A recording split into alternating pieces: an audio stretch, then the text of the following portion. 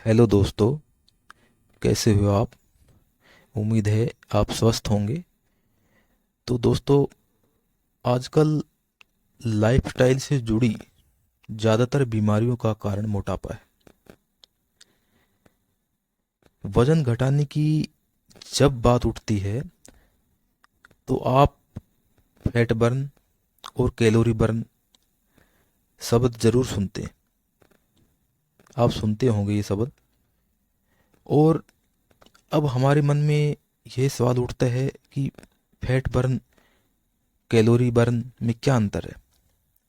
यह वज़न घटाने के लिए फैट बर्न ज़रूरी है या कैलोरी बर्न ज़रूरी है? दरअसल इन दोनों सवालों के जवाब जाने बगैर आप वेट लॉस नहीं कर सकते, क्योंकि फैट बर्न और कैलोरी दोनों ही अलग अलग चीज़ें हैं और दोनों का ही शरीर पर अलग अलग प्रभाव पड़ता है। अभी फैट बर्न या कैलोरी बर्न दोनों में कुछ भी हो, दोनों का ही अपना महत्व है वेट लॉस करने में है। मतलब कि कुछ भी हो, इन दोनों का ही जो होता है हमारे शरीर पे वेट लॉस करने में दोनों का ही महत्व होता है। यदि वजन घटाने की दृष्टि से देखा जाए तो फैट बर्न ज़्यादा ज़रूरी है, लेकिन इसके लिए भी कैलोरी पर विशेष ध्यान देने की ज़रूरत होती है दोस्तों।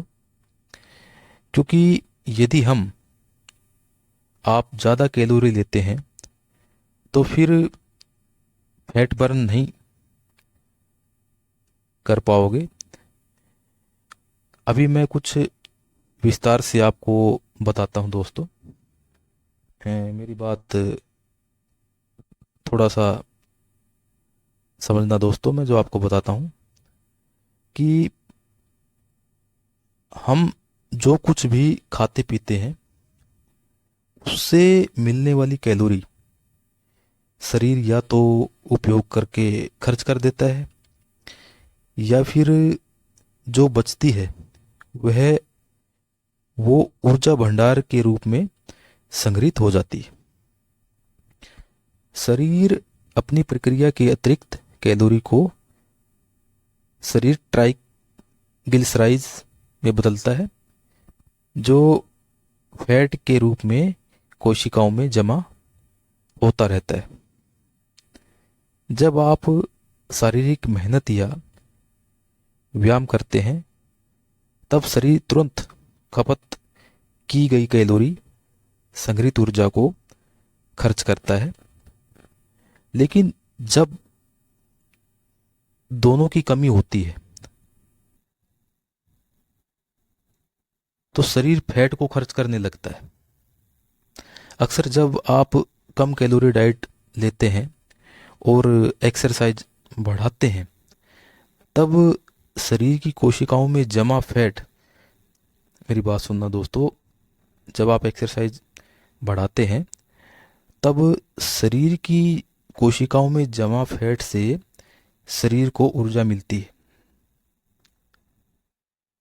यहीं से जो होता है दोस्तों, आपका जो है वेट लॉस प्लान ठीक से काम करने लगता है। मतलब कि आपका जो शरीर में जो वेट लॉस जो होने की प्रक्रिया जो होती है वह चालू हो जाता है। यदि हम सरल शब्दों में बोलें तो आपके शरीर को जितनी कैलोरी की ज़रूरत होती है, जितनी चाहिए, हमको उतनी ही लेनी चाहिए। जब आप वज़न घटाने की कोशिश कर रहे हैं हो तो कैलोरी कम से कम मात्रा में लेकर ज़्यादा मात्रा में फैट बर्न करने की सोचें।